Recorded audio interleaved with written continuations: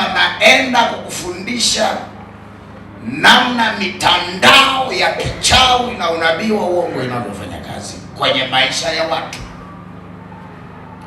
na dakika chache tutaenda kushughulika na hiyo mitandao mahali hapa. Kama una amani sema amina. Sitamani kuona mtu anaanza kukosa amani ghafla. Mwangalie jirani yako. Haleluya. Mwambie hebu tabasamu. Mwambie uwe na amani. Haleluya. Lengo la somo hili ni kuharibu utendaji kazi wa mitandao ya kichawi katika maisha ya watu. Kwa hiyo tunapomaliza hapa, tutahakikisha mitandao ya kichawi inayofanya kazi kwenye maisha ya watu imeharibika na watu wamevuka. Haleluya. Utaniuliza, Pastor, mtandao wa kichawi ni nini? Mtandao wa kichawi ni mfumo au mifumo ya utendaji kazi ya kishetani inayotumia uchawi ili kuharibu maisha ya watu.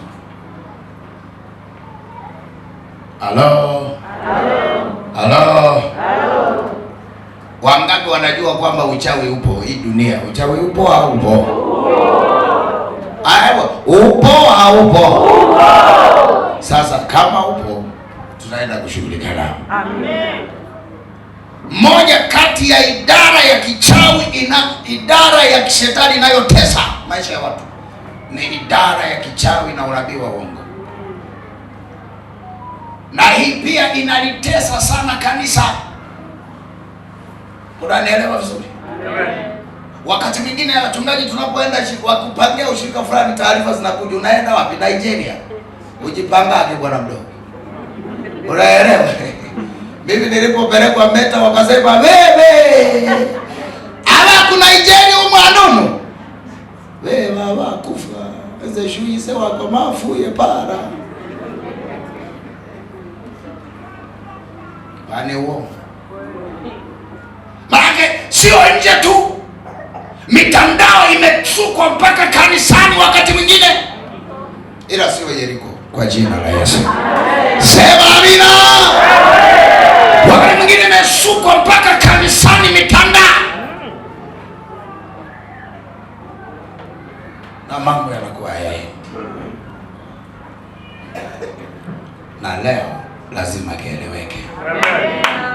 Tasema mchungaji, haya yanatoka wapi? Mbona kama ni maneno yako? Twende Matendo sura ya 13. Matendo ya Mitume sura ya 13. Mstari ule wa 6. Nataka tusome wote tuliopata huo mstari wa 6. Matendo ya Mitume sura ya 13 mstari wa 6. Wote mliopata, twende 1, 2, 3. Walipokwisha kupita katikati ya kisiwa chote mpaka Pafo, wakaona mtu mmoja mchawi, nabii wa uongo, Myahudi, jina lake Bar-Yesu. Halo. Akina Paulo wanaenda kupiga gombo. Wamefika eneo moja, wamefika cha kwanza, wanamuona mtu mmoja mchawi yupo. Na nikwambie, katika kila eneo unaloenda, kama unasafiri unahamia sehemu fulani, unapoenda wa kwanza kukutana naye ni mchawi. Sijasema yule uliyekutana naye wa kwanza, yaani wanaokufanyia mapokezi katika ulimwengu wa roho ni wachawi, ndio wanaopokea. Kabla hujaingia kwenye malango yao, wanaangalia yule anajifanya mlokole sana, yule anaomba, wana switch gia za kukukausha. Shangaa umeifika kwenye eneo, kiroho kimeanza kupotea. Ulikuwa unapenda maombi, watu hawapendi maombi. Na hata makanisani, kwa nini watu hawapendi kuomba kwenye makanisa yetu? Kwa sababu wameswichiwa, mitandao inafanya kazi. Kwa sababu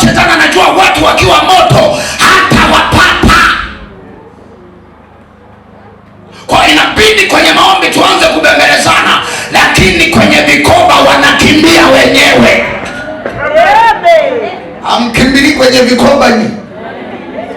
Usiseme wanakimbilia, tunakimbilia. Ukichelewa faini kwenye prayer.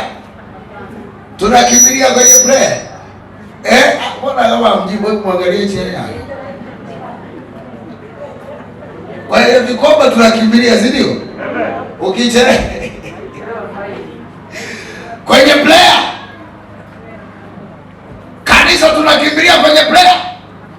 Ukitangaza maombi utashangaa unakesa na watu 500 wanakuja watu 20. 20 wengi. Unafikiri ni nini? Ni akina Baba Yesu wanafanya kazi mtandao, kwa sababu hawataki kusikia sauti yoyote inayomtaja jina la Bwana inainuka. Hawataki kusikia yoyote anayeomba kwa jina la Yesu anasikika. Hawataki kusikia ardhi inasikia watu wanaosema kwa damu ya Yesu, kwa damu ya Yesu.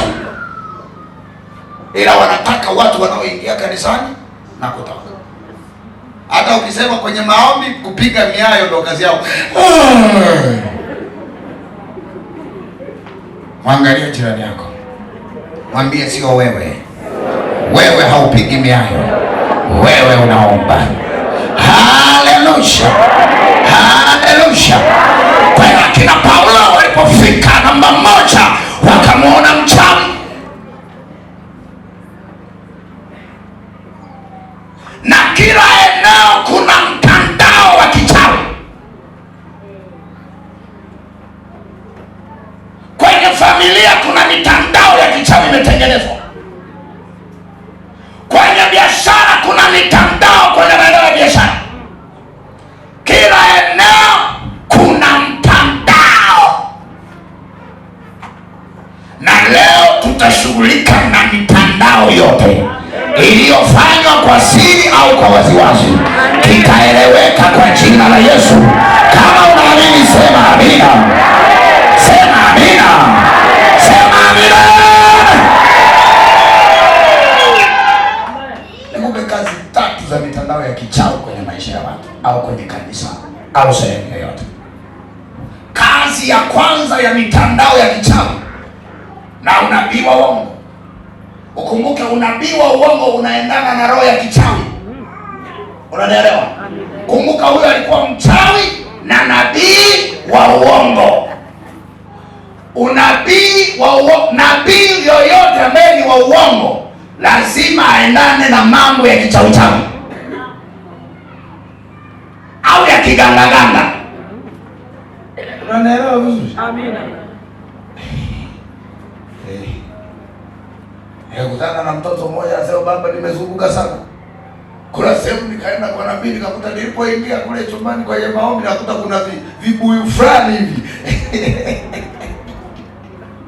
Haleluya. Lakini huko anatumia jina la Yesu, kiingia ndani kuna vibuyu. Mganga, nabii wa uongo, roho ya uchawi na nabii wa uongo vinaenda pamoja. Haviachani. Vinaenda sambamba. Amen. Haleluya. Amen. Na unabii wa uongo unaweza kuwa popote, hata kwenye kwaya anaweza kuwa unabii wa uongo. Amina. Akaifanya na shauri kumbe na waingiza mgenge. Hata kanisani. Roho za unabii wa uongo na uchawi zinapenya.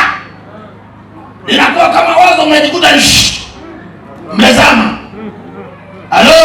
Halo. Kazi ya kwanza ya roho ya kichawi na unabii wa uongo ni kupingana na kweli ya Mungu. Mtandao wa kichawi ulipo, namba 1, kupingana na kweli ya Yesu wa Nazareth. Tunaona Matendo ya Mitume, tunapoendelea mstari wa 7, huyo Baba Yesu mchawi, maneno ya Bwana anasema ule mstari wa 7, mtu huyo alikuwa pamoja na liwali Sergio Paulo, mtu mwenye akili. Yeye liwali akawaita Barnaba na Sauli waje kwake, akawataka kusikia neno la Mungu. Lakini Elima yule mchawi akashindana na akitaka kumtia yule liwali moyo wa kuiacha imani. Mtandao wa kichawi namba 1 kazi yake ni kushindana na kweli ya Mungu ndani ya kanisa. Na ndio maana inaweza kufika mahali wasema kweli ni maadui. Ukiona nchi ambayo wanaosema ukweli ni maadui, ndio mtandao wa kichawi unafanya kazi. Ukiona kanisa ambalo wanaosema ukweli hawapendwi, mtandao wa kichawi unafanya kazi. Ukiona mchungaji akikaribia dhambi watu wanakasirika, ujue mtandao wa kichawi unafanya kazi. Sijasema wao ni wachawi tafadhali, nimesema mtandao. Sijasema tunashughulika na wachawi, nimesema tunashughulika na mtandao. Sasa wenye mtandao watakutana nayo huko huko. Itapigwa mumo kwa mumo. Popa hapo. Haleluya. Kwa hiyo Paulo anahubiri, anaongea na yule kiongozi mkubwa, anamwambia habari za Yesu. Yesu ni Bwana. Yesu alikufa akafufuka. Alafu nabii wa uongo bali Yesu mchawi anasema hizo habari unazosema ni za kwako kiongozi. Huyu ni ulimbukeni tu, hakuna mtu awezaye kufufuka.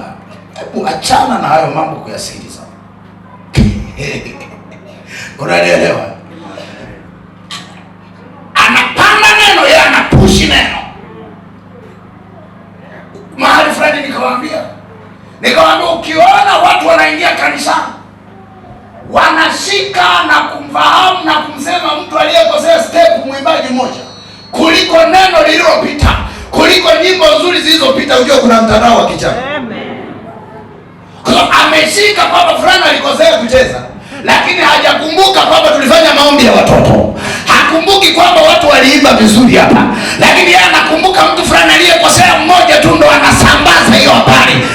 Ni mtandao unafanya kazi, kwa sababu kazi ya mtandao ni kupingana na kweli ya Kristo. Amen. Na wakati mwingine mtandao haujawahi kutambua mema ya watu. Amen. Hata kwenye ndoa kuna mitandao. Unashangaa kama mama kana jitahidi kwa kutunza familia, lakini baba anasema sioni chochote hapa. Mtandao, mwanamke usishindane naye huyo baba. Wala usianze kujieleza. Hujui kwamba ni siku ile ulipouma mimi ndio niliyekuuguza.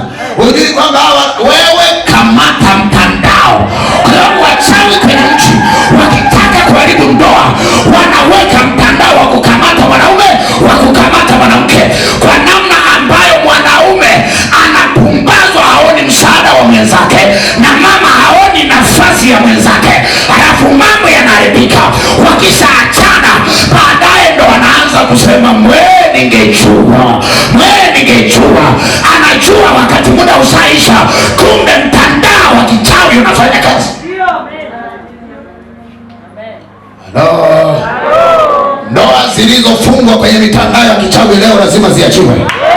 Lazima ziachiwe. Sema amina. Sema amina. Ziachiwe zisiachiwe. Zisiachiwe. Ndoa zipone zisipone. Baba mchungaji, ndio maana hata tukikaa kwenye masuluhisho ya ndoa, mimi sasa hivi Yesu amenipa ufunuo. Kwa sababu tukikaa kwenye kusuluhisha ndoa, wanandoa wanataka kushindana. Kila mtu anaeleza makosa ya mwenzake. Kila mtu anatafuta ushindi. Utapata suruha? Ni mtandao. Huo ni mtandao. Mnakaa kikao cha kwanza, huyu anaeleza makosa ya mwenzake, anakaa hapa anasubiria, anamsikiliza anavyoongea. Mwingine anaingia hapo, mchungaji sikiliza, tulia kwanza.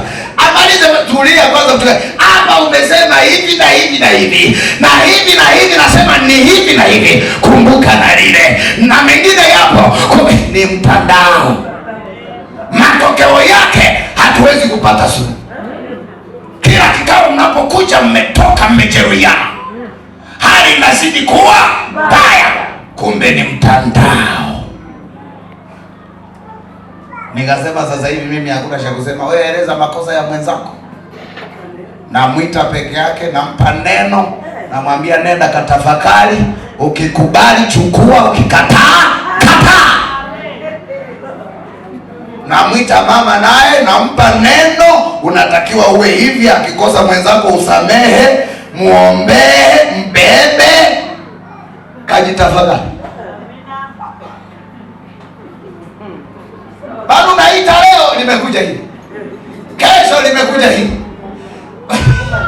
Wewe sasa hivi hakuna cha kusema baba fulani alifanya ni amna. Nakupa neno, wewe ni mama, unatakiwa umtii, umpende. Ana makosa mengi sana nayajua, na mengine wewe uyajui, lakini ndiye Bwana amekupa. Mvumilie, muombee, mwelewe, akieleweke. Haleluya, haleluya, haleluya. Yeye vijana mnafikiri wazee wetu mpaka wamezeeka kwamba walikuwa hawaparuani huko ndani? Walikuwa wanakosana. Unafikiri walikuwa wanaitana bebi kila inapoitwa leo? Kuna wakati walikuwa wananuniana, lakini walikuwa wanavumiliana, wanasameheana, maisha yanaenda. Sasa nyie majenzi mnataka ndoa ziendeje? Ukikosewa mara moja, wao hajaacha matumizi, hata mtoto wa watu naye hajapata. Kama wewe hujapata matumizi, yeye ameyapata wapi?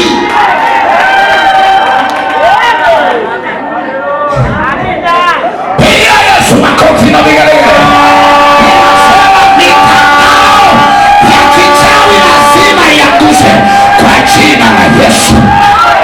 Wanandoa, kuweni makini.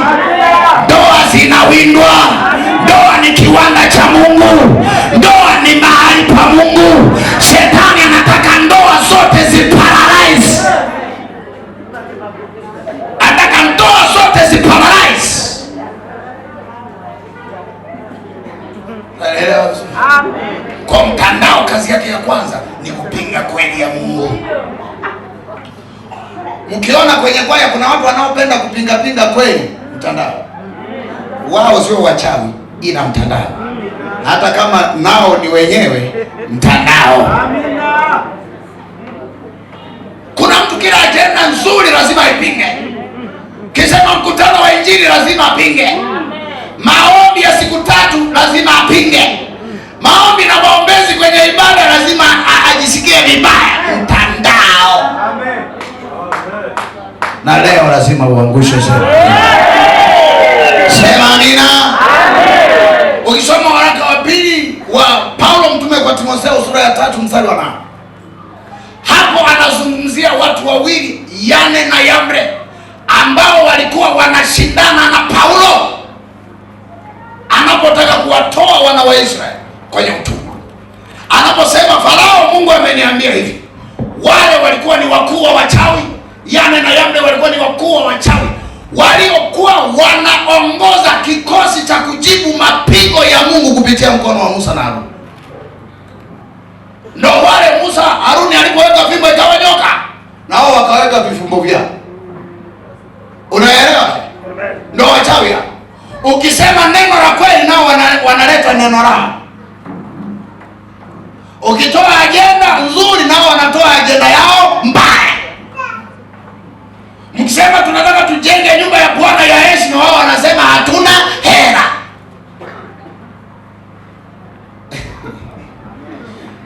Hapa hivi mna ujenzi hapa mchungaji?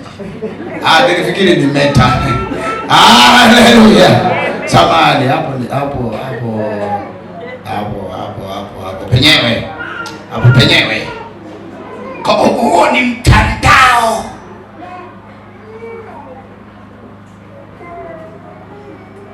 Ni mifumo ya namba 2. Kazi ya mitandao ya kichawi ni kusababisha mkwamo wa kimaisha, kusababisha mikwamo ya kimaisha. Naomba unisikilize, na hapa napo ni penyewe. Watu wengi wanakwama kwenye maisha yao kwa sababu ya mitandao ya kichawi. Waga mimi nafuatilia sana wakati huu. Bwana Yesu asifiwe. Mtu anatoa ushuhuda, nilienda wapi kulima Mbalali, sijui Sumbawanga, nikatoboa. Na wewe unaenda Sumbawanga unapata hasara.